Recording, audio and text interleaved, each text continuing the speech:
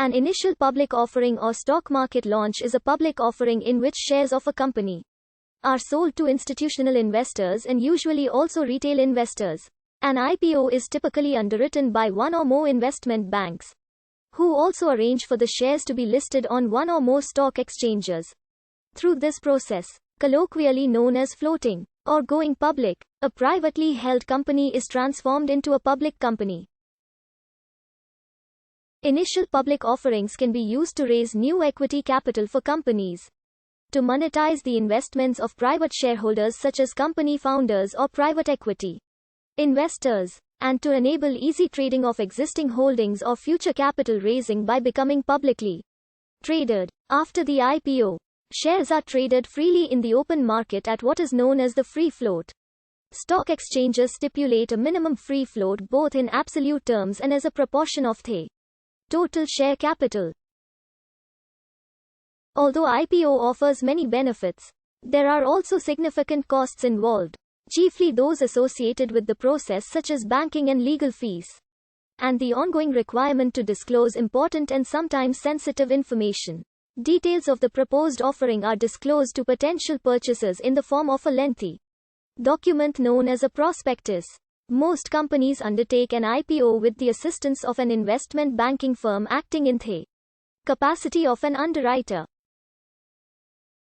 Underwriters provide several services, including help with correctly assessing the value of shares and establishing a public market for shares. Alternative methods such as the Dutch auction have also been explored and applied for several IPOs.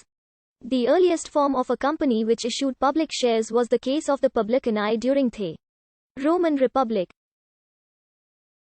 Like modern joint stock companies, the Publicani were legal bodies independent of their members whose ownership was divided into shares or parties. There is evidence that these shares were sold to public investors and traded in a type of over-the-counter market in the Forum, near the Temple of Castor and Pollux. The shares fluctuated in value, encouraging the activity of speculators or quaestors. Mere evidence remains of the prices for which parties were sold. The nature of initial public offerings, or a description of stock market behavior.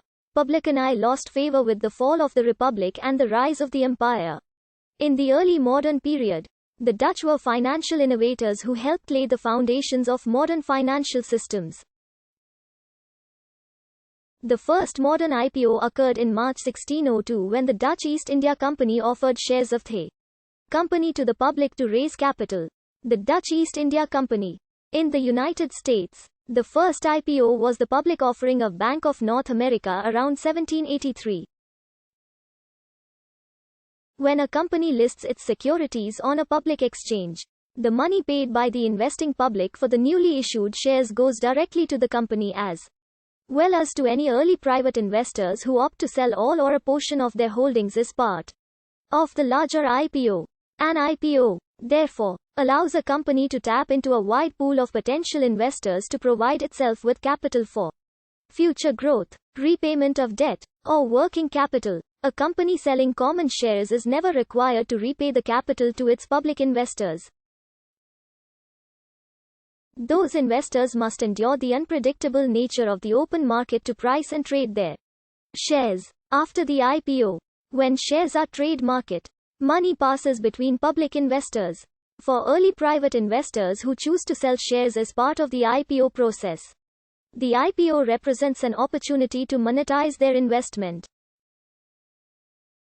After the IPO, once shares are traded in the open market, investors holding large blocks of shares can either sell those shares piecemeal in the open market, or sell a large block of shares directly to the public, at a fixed price, through a secondary market offering.